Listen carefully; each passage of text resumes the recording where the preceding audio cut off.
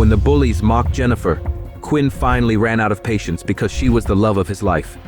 The bullies hated Quinn for being the only powerless kid in a school of superheroes.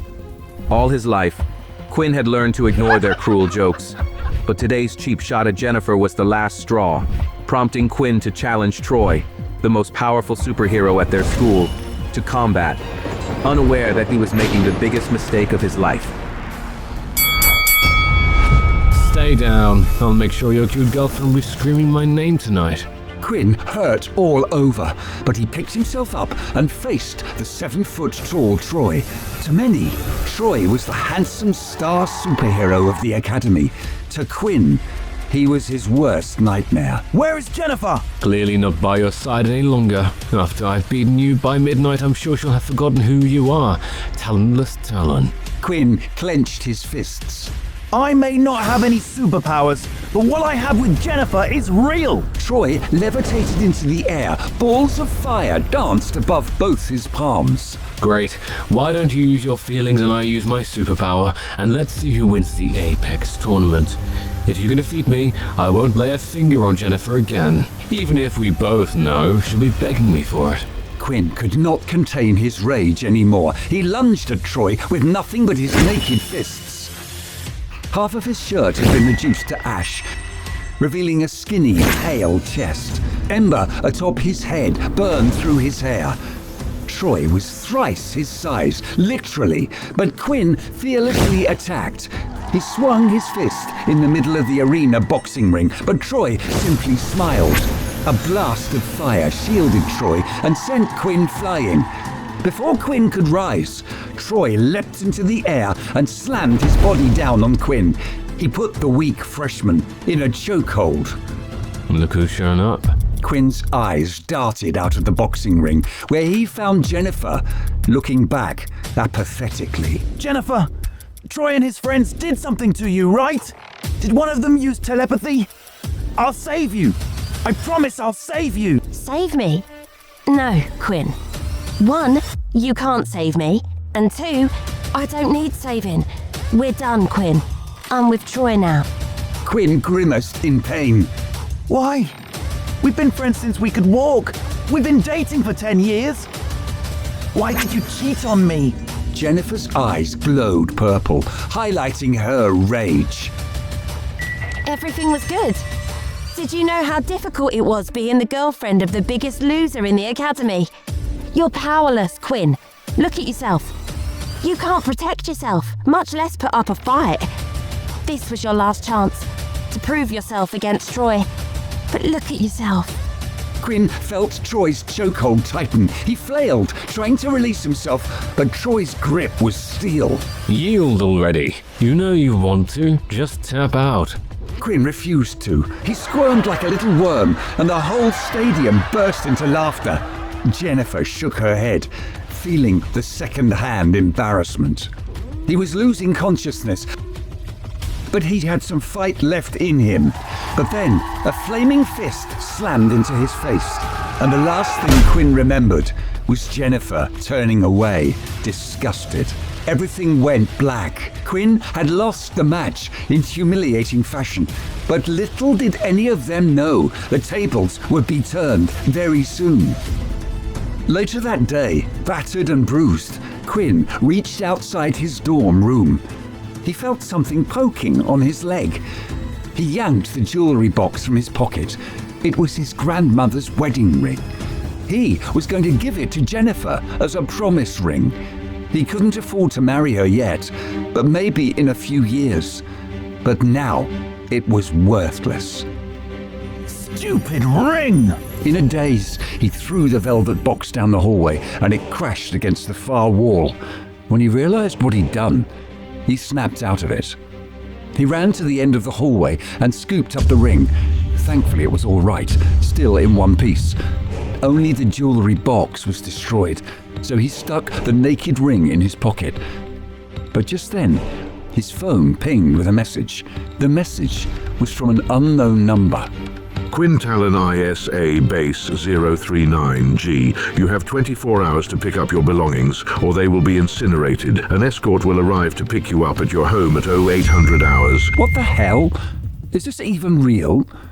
Maybe it's a scam, he thought. Regardless, he wanted to be ready for whatever happened, so he hurried home. Quinn had no idea that what was waiting for him would change his life forever. The next morning, Quinn woke to a pounding on his door. When he opened the door, he found two muscled soldiers. Quinn Talon, That's me. we have to confirm. Just look into the screen. Quinn looked at the screen as a green light scanned his face. A computer voice spoke from the tablet. Confirmed Quinn Talon, 17 years old, student at Powered High School. Parents deceased, killed during second wave of alien invasion. Follow us. They led Quinn to an olive drab government vehicle parked out front and climbed in the back. He was nervous, but a little excited to see what kind of ability he would be given. He knew it wouldn't be much, but he had never had anything before. What is this mysterious thing I'm going to receive? The soldiers didn't answer. You can't tell me anything? Affirmative. Fine.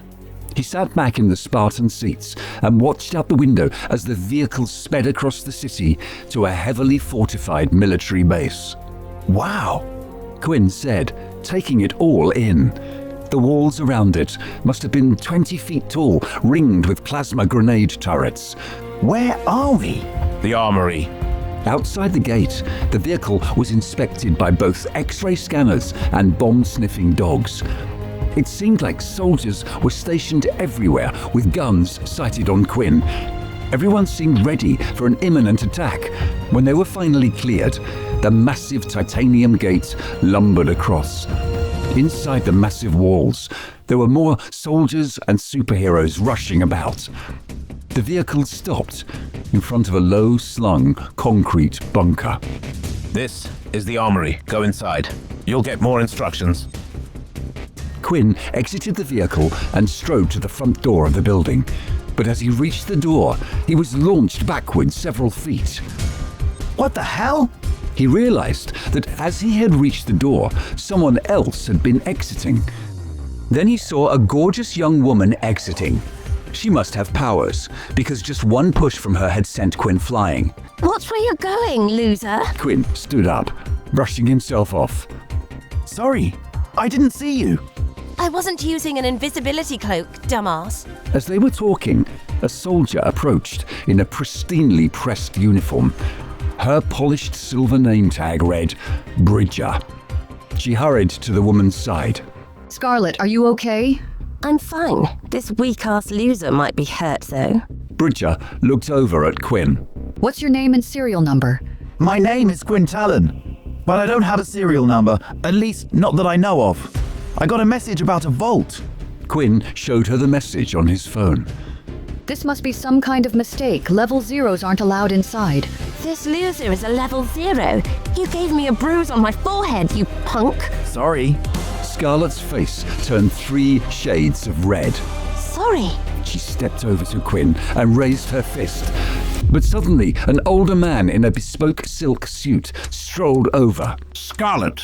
Hearing that, Scarlet scampered over to him, and they disappeared into the base, leaving Quinn and Bridger alone.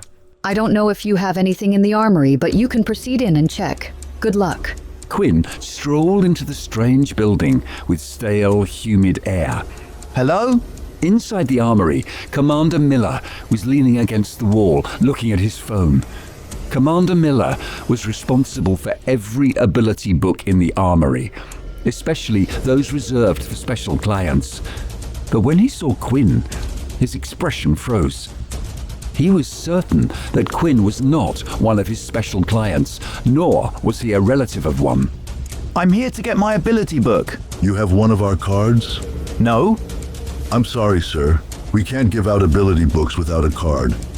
Do you require anything else? You have fingerprint recognition here, right? The fingerprint ID system at the armory was for special individuals, ones that were left ability books that were rare, or those chosen by the military at a very young age for their lineage. only a few people had their fingerprints recorded in the system. We do. I'm not sure what that has to do with you. I received a message that I would be brought here for my ability book. They told me on the way in I would have my finger scanned and given my book. Robert was feeling more confused by the second. Why would they tell him that? Why would they send him there at all? Powerless people usually were given their books at training in the academy. To be honest, even though he was curious, Commander Miller felt that it was barely worth humoring the request. But, after considering for a few seconds, he finally decided to let Quinn make the attempt rather than having him thrown out right away. He opened the safe and brought out the fingerprint identification device, which he had never used before. Place your thumb here. Miller indicated the verification area to Quinn, who placed his thumb on the sensor. The device lit up with a glaring red light, and the LCD screen displayed the words, "Fingerprint not recorded." Immediately, Miller's expression turned hostile, and he glared at Quinn. He picked up his phone, ready to call security. Wait, maybe that was the wrong print. I'll try using my index finger this time. What's your plan here? Your thumb doesn't work, so you'll try your index finger. Then if your index finger doesn't work, you'll try your middle finger. When you run out of fingers, will you try using your toes? But Quinn had already pressed his index finger on the verification area. The commander was tired of his games. If the fingerprints didn't work out, he was ready to throw him out on his arse. A green light appeared on the device, and new details flashed up on the LCD screen. Verification successful. Family account 01. The verifier Quinn Talon. Account 01104. Commander Miller gaped at Quinn in disbelief for a moment, and then hurriedly squeezed out a smile. Mr. Talon, I'm sorry. I didn't realize. I'm Commander Miller, the ward of the U.S. Military Armory of Relics. Please allow me to assist you. It's fine. Please wait a moment. Miller sat in front of the computer and typed away for a while. On his instructions, Quinn provided a few more fingerprint scans as authorization. It's done, Mr. Talon. Quinn stood there, tapping his feet, looking through the cage behind the desk. There were rows and rows of shelves, all holding ability books. But Commander Miller didn't go there. He went to a vault door, typed in a code, and disappeared. You go ahead. When he returned, he was holding a metal box with a key. As Commander Miller opened the box and pulled out the book, Quinn noticed the look of shock on his face. This is an extremely rare book. I've read about it. There's only this one in existence. Quinn lifted his brow, taking the red leather-bound book from him. On the cover, a pair of fangs was stuck to the front. What ability does it have? Well, no one really knows, but we've catalogued some possibilities. Quinn began to feel nervous. He unclasped the lock and opened it, flipping through the pages. But they were blank. I don't get it. There's nothing here. There will be when you begin to achieve the levels of the book. So, what powers have you heard of? We've heard this ability book can produce powers beyond any human on Earth. Quinn lifted his brow at the commander, assuming it was just another string of bad luck. So, what do I do with it? Commander Miller just stood there, taking another step back. As the commander reached slowly for the phone, Quinn grabbed the golden-colored cloth that was in the case, wrapped it around the book, and turned to go. He could tell it wasn't a good idea to stick around. Thank you! Lost in his thoughts, Quinn stepped out of the armory. Just then, he looked at his watch. Oh shit! I'm late! He sprinted out of the armory and base and hailed a taxi. Elite High School! It was the last day of classes, and despite whatever mystery he held in his hands, he had to finish his classes. As Quinn rushed across campus, he accidentally stepped into a puddle, splashing mud all over his legs. Damn it! But he didn't have time to change or clean off his legs. He hurried into his classroom, where Mr. Morgan was already standing at the podium, lecturing. Mr. Morgan spotted Quinn out of the corner of his eye, and a hint of disappointment flashed across his face. Feeling guilty, Quinn lowered his head. Of all his teachers, Mr. Morgan was his favorite. The other teachers tended to ignore Quinn because he had no powers, and some even openly mocked him. Only Mr. Morgan treated him like any other student. Quinn slipped quietly into a row of desks at the back of class. He suddenly realized that all the students were staring at him, and he could hear them whispering. He isn't usually late. Hell must have frozen over. Look at his pants. They're filthy. Doesn't he have any clean clothes? Are you joking? It's not like he'd have the money for new ones. It looks like he's just thrown on whatever he could find. Ugh, he looks homeless. All right, silence everyone. Throughout the lecture, Quinn noticed that Mr. Morgan kept glancing at him, his eyes full of disapproval, as if Quinn had failed to live up to his expectations. Eventually, the lecture was over. Class dismissed. Mr. Morgan packed up his textbooks and left. Jennifer. Everyone turned in the direction of the voice and saw Troy walking through the door and going straight to Jennifer. She stood and hugged him, pulling him in close to her body. Troy lowered his head, and the two of them began to kiss. Many of the students turned to stare at Quinn. Everyone thought that he was Jennifer's boyfriend, and they weren't aware that she had broken up with him. Quinn watched in disgust. He'd heard that Troy had taken at least 5 different girls to stay at that hotel. Jennifer was just the latest in a long line, and Quinn had no intention of fighting for her. Troy strutted past Quinn with his arm around Jennifer's waist. Darling, wait a minute. She stopped in front of Quinn and held out her phone. Since we've broken up, I don't want to owe you anything. Here's the phone you bought for me a few weeks ago. You can have it back. Quinn glanced at the cheap Walkie 9 phone, but before he could take it, she smirked and tossed it high into the air. Troy shot lasers from his eyes and hit the phone, blowing it into pieces. Ah, poor Quinny. Guess you can't return that one. No food for a month for you. You would have to work part-time for 6 months to afford one of these. Jennifer took a brand new phone out of her pocket and showed it to Quinn. This is the latest Cosmos Pro, and it's much better than your phone. Of course, it's far too expensive for a loser like him. Jennifer told me that she kept asking for that phone for 6 months before you finally bought it for her. Do you think you can pick up a girl so far out of your league? You're just embarrassing yourself. So give up, and I'm warning you now. Don't even think about her. If I find out you've gone anywhere near her, you'll regret it. Don't waste your breath talking to a loser like him. Can we go to DeLuca's for lunch? Call me baby.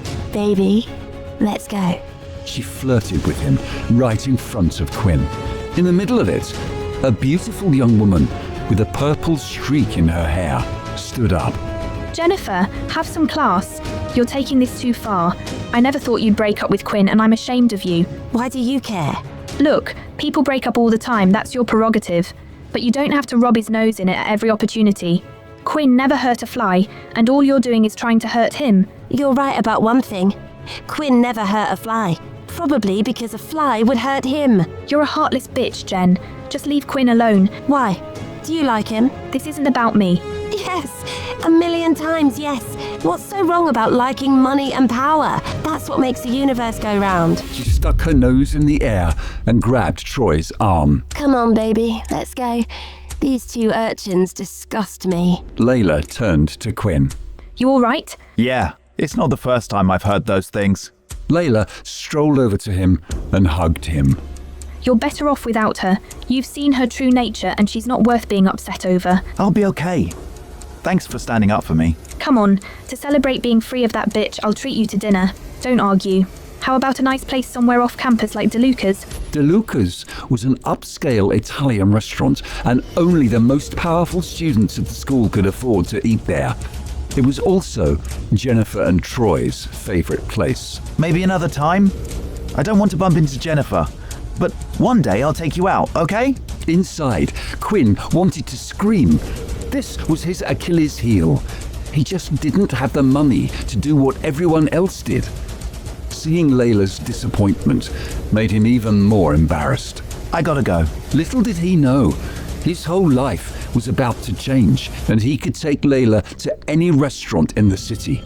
but not yet. For now, though, Quinn hustled back to his dorm. On his way, he got a message from his roommate, Vorden. Yo, it's official. I'm no longer single. See you at the room. Quinn chuckled. Even during this painful situation, he still felt happy for Vorden. That lucky son of a bitch. As he raced through his building, he saw his other roommate, Peter. Did you see Vorden's message? Yeah. Back at the room, they flung open the door and saw Vorden sitting on the bed with a girl, holding hands. Vorden was a level 3, and he was strong and muscular too. No one really understood why he hung out with powerless Quinn and Peter, who barely had any more powers himself. What's good, my bros? This is Susan. She's a level 3. Susan stood up and nodded with a smile. Peter looked at her, and his heart started beating faster. She's perfect, he thought. Let's celebrate. I'm taking you all out. Why don't you bring Jennifer along? We've split up. Split up? Really? Peter glanced at Vorden, and he understood the silent message. The reason for the split was obvious. Quinn's lack of powers. Hurry up!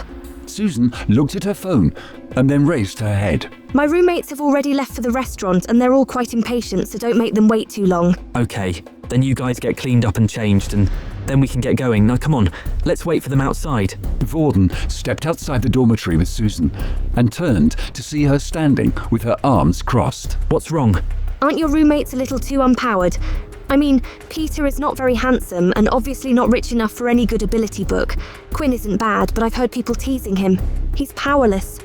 How can I introduce them to my roommates? Vorden felt a little uncomfortable, but he forced a smile.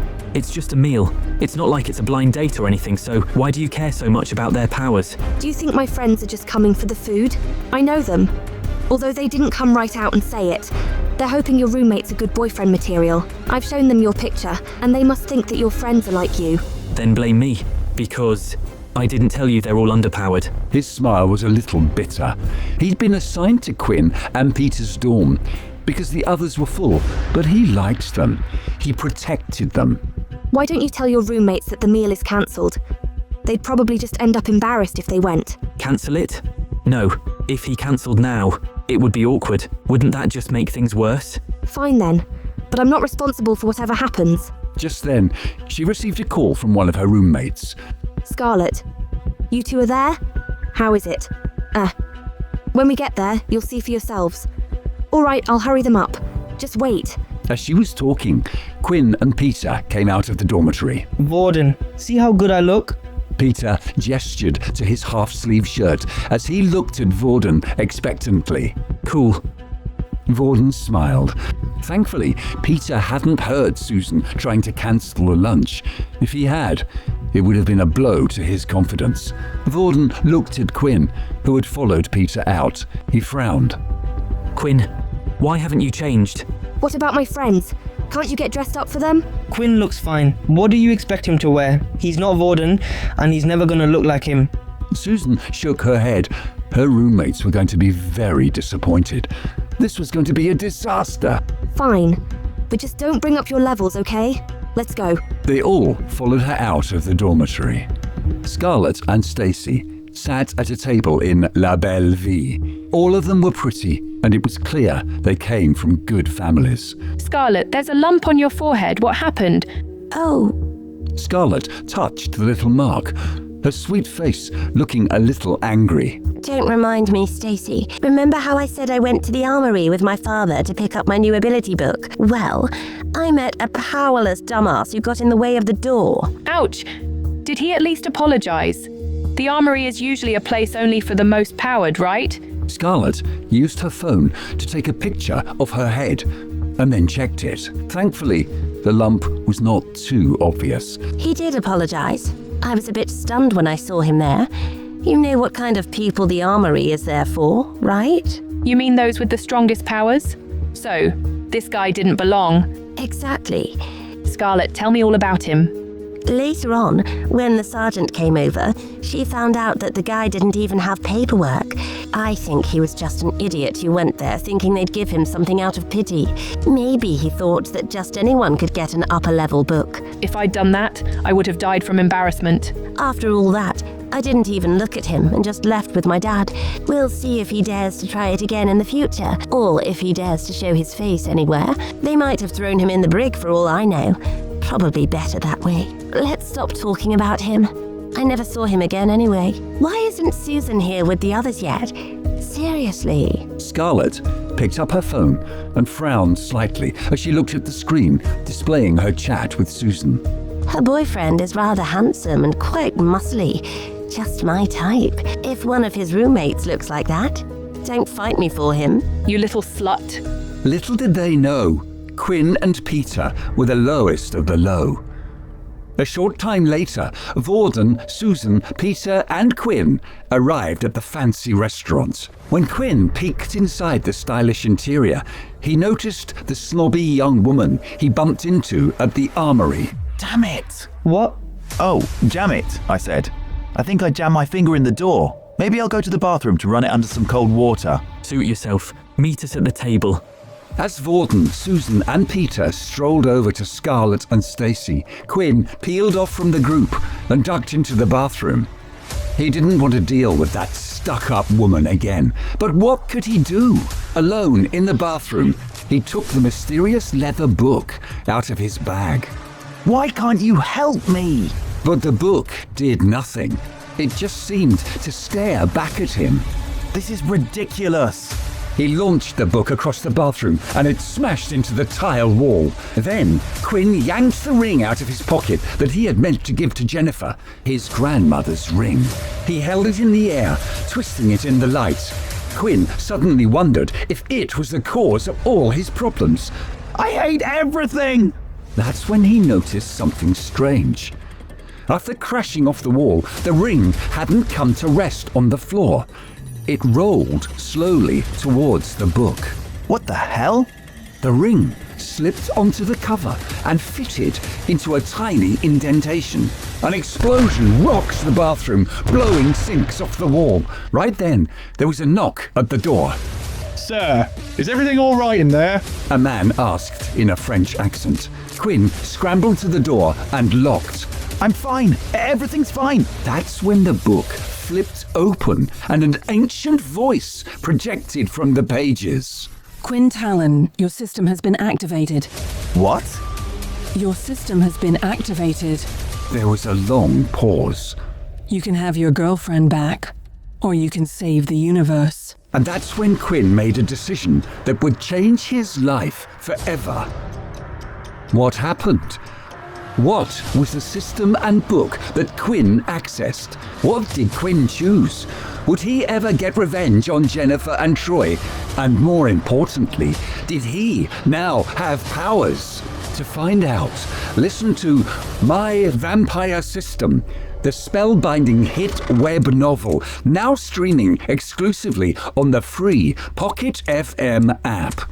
Click to download the app and continue listening for free right now.